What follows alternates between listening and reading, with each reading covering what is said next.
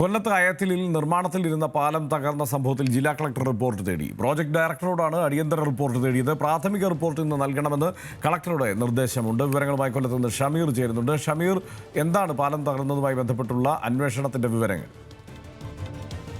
കഴിഞ്ഞ ദിവസം 1 മണിയോടുകൂടിയാണ് ഹർഷൻ ഇത്തരത്തിൽ ഈ പാലം തകർന്നു വീഴുന്നത്. നിർമ്മാണത്തിലിരിക്കുകയും ദേശീയപാതയുടെ സമീപത്തായി പുതിയ ദേശീയപാത നിർമ്മാണ വികസനവുമായി ബന്ധപ്പെട്ടാണ് ഇത്തരത്തിലൊരു പാലം അയത്തിൽ നിർമ്മിച്ചത്. എന്നാൽ മൂന്നാമത്തെ തവണയാണ് ഇത്തരത്തിൽ ഈ ഒരു പാലം തകർന്നത്. എന്തായാലും നിർമ്മാണത്തിലെ അപാകതയാണെന്നാണ് നാട്ടുകാരുടെ ആക്ഷേപം. വലിയ പ്രതിഷേധം ഇന്നലെ അവിടെ അരങ്ങേറുകയും സബ് കളക്ടർ മുകുന്ദ് ഠാക്കൂർ സംഭവസ്ഥലം സന്ദർശിക്കുകയും ചെയ്തു. എന്തായാലും നാട്ടുകാരുടെ ഒരു ആക്ഷേപം ഇത്തരത്തിൽ നിലവാരം കുറഞ്ഞ മണ്ണ് ഉപയോഗിച്ചാണ് ഇത്തരത്തിലൂടെ കോൺക്രീറ്റ് നടപടികൾ നടത്തിയത് എന്നാണ് ഇപ്പോൾ നാട്ടുകാർ ആരോപിക്കുന്നത്. എന്തായാലും സംഭവസ്ഥലം സന്ദർശിച്ച സബ് കളക്ടർ മുകുന്ദ് ഠാക്കൂർ ഇതുമായി ബന്ധപ്പെട്ട പ്രാഥമിക റിപ്പോർട്ട് കളക്ടർക്ക് നൽകിയിട്ടുണ്ട്. എന്തായാലും ഇതിന്റെ ജീവനക്കാരോട് അവിടെ എത്തി, പ്രോജക്ട് ഡയറക്ടറോട് ഇവിടെ എത്തി എന്താണ് ഇതിൽ സംഭവിച്ചത് എന്നുള്ള ഒരു വിശദീകരണം ആവശ്യപ്പെട്ടിട്ടുണ്ട്.